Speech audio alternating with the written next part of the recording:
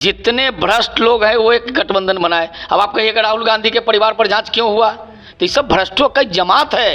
देखिए, भ्रष्टों के लिए बिहार में दरवाज़ा बंद हो गया है और भ्रष्ट बेईमान लोगों के लिए बिहार का दरवाज़ा बिहार की जनता ने भी करने वाली है।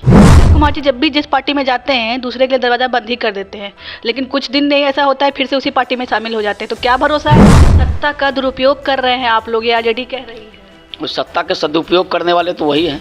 सत्ता का सदुपयोग करके पूरा बिहार में जिस प्रकार का तांडव मचाए हुए थे, पूरा बालू माफिया, ज़मीन माफिया, शराब माफिया, जिस प्रकार के तांडव मचाए हुए थे, उसी की तो जांच होने वाली है।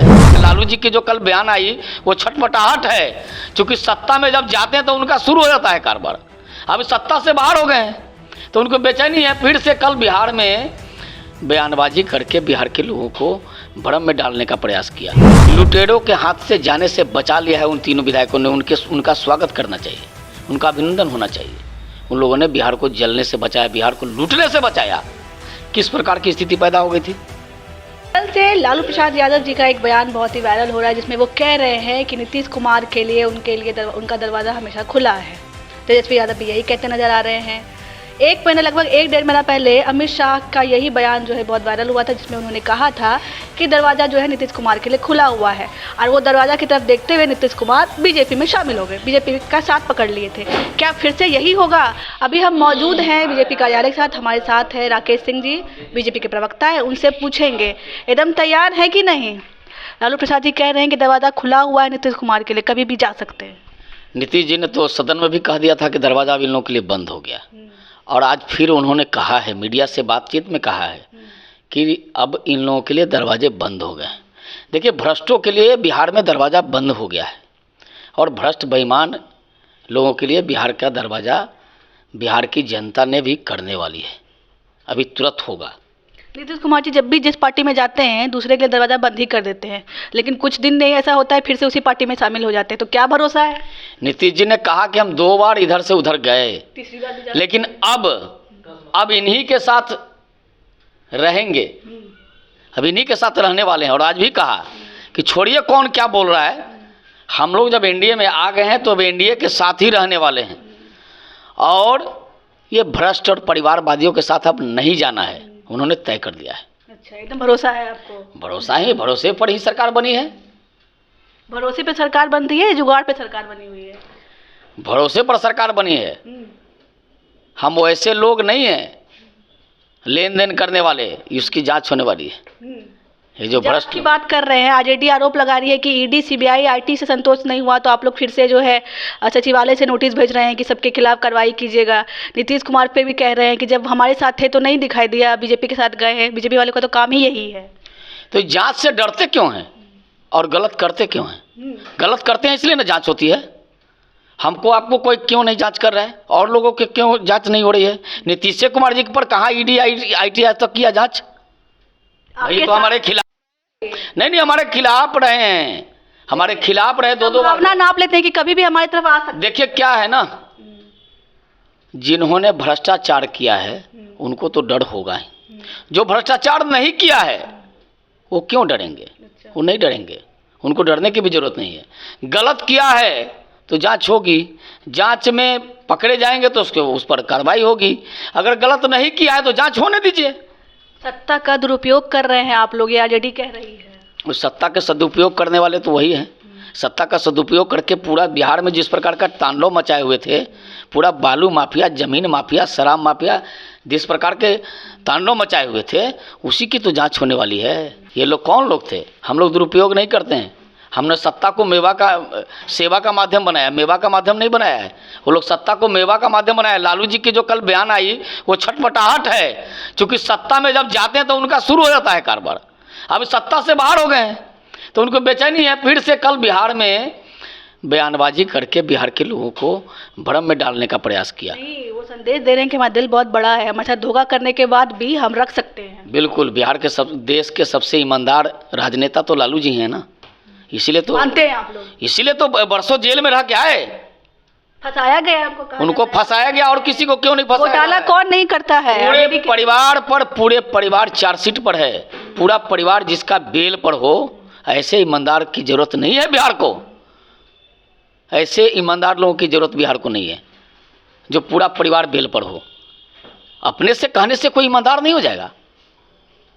उनके चरित्र पर जो दाग लगा है, जो उन्होंने काम किया है, 15 वर्षों तक जो बिहार में लूट मचाया है, वो सब बिहार की जनता देखी है।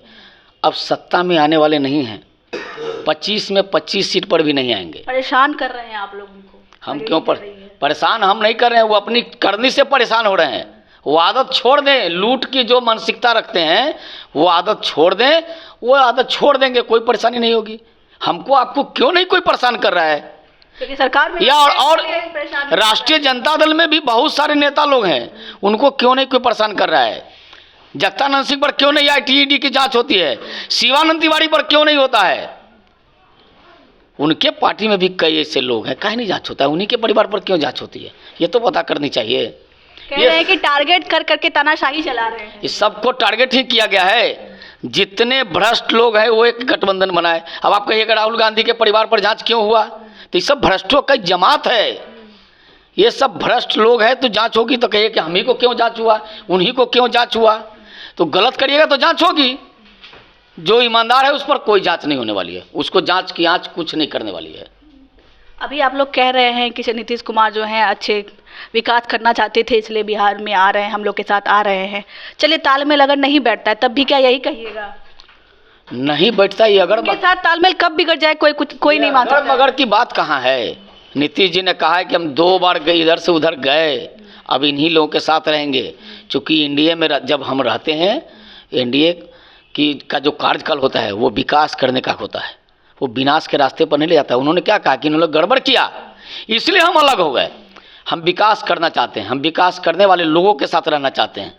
जो विकास विरोधी लोग हैं, जो जंगल वाले लोग हैं, जो बिहार को लूटने वाले लोग हैं, उनके साथ वो अब नहीं जाने वाले हैं। आरजेडी कह रही है कि हमारा काम जो है वो तोड़ने जोड़ने वाला नहीं है। आप उनके 3 विधायक को तोड़ करके ले आए, उनको डराया धमकाया, तभी वो आपके साथ आए। जिन 3 विधायकों ने हम लोग का साथ दिया, वो बिहार को विकास के रास्ते पर ले जाना चाहते हैं। बिहार जल जाता अगर सरकार इनकी होती। लुटेरों के हाथ से जाने से बचा लिया है उन 3 विधायकों ने। उनका स्वागत करना चाहिए, उनका अभिनंदन होना चाहिए। उन लोगों ने बिहार को जलने से बचाया, बिहार को लूटने से बचाया। किस प्रकार की स्थिति पैदा हो गई थी? ये 17 महीने में बालू माफिया, शराब माफिया जिस प्रकार से अधिकारियों को सरेआम ट्रैक्टर से कुचलने का काम कर रहे थे। बालू माफिया देखे, राजस्व विभाग के महिला अधिकारियों को पीटने का काम किया, दौड़ा कर पीटा। अभी लालू जी के पोते ने एक अधिकारी को जिस प्रकार से इतनी पिटाई की कि उनको दिल्ली एम्स में भर्ती होना। लालू जी के पोते नहीं, लालू जी के पोते ने ही न किया है, उन्हीं के परिवार के, उनके भाई के पोते हैं।